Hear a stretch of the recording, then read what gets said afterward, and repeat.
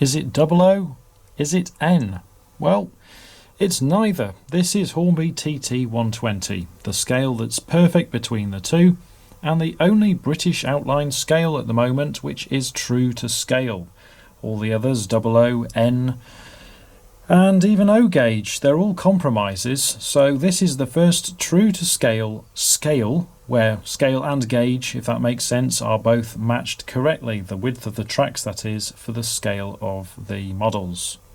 Now these are two new arrivals. I'll just show you the boxes now, although they don't have Scaledale written anywhere on them.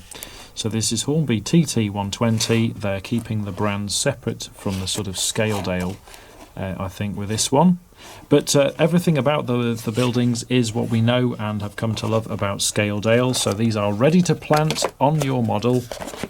There you are, another little box. That gives you an idea of what you get inside. I like it when you get all views of the model.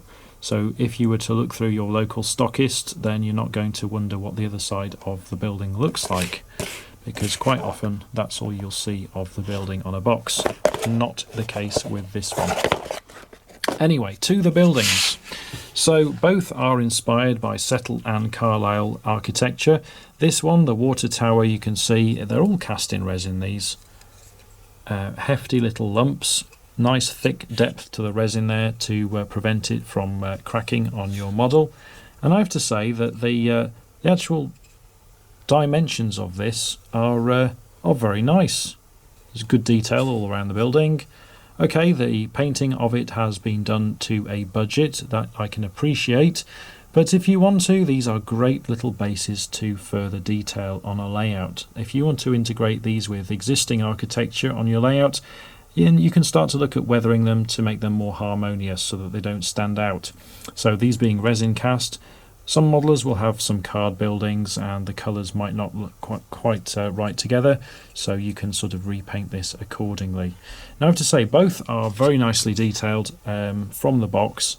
My only slight gripe with these is in the fit and finish of windows and little handrails around them. Some things haven't quite been fitted to sort of the standard that I would like to see. But nonetheless, the buildings themselves, everything's true and square and nicely decorated. So if it's only just replacing some handrails for the more demanding modelers, then that can be easily achieved. Again, you can see that handrail there. We're not quite level with it. But again, this is one sample out of many manufactured on a production line. So it could just be that we have one that is like this and others are okay. Again, the rails to the top of this, you can see the fit and finish could be a little bit better.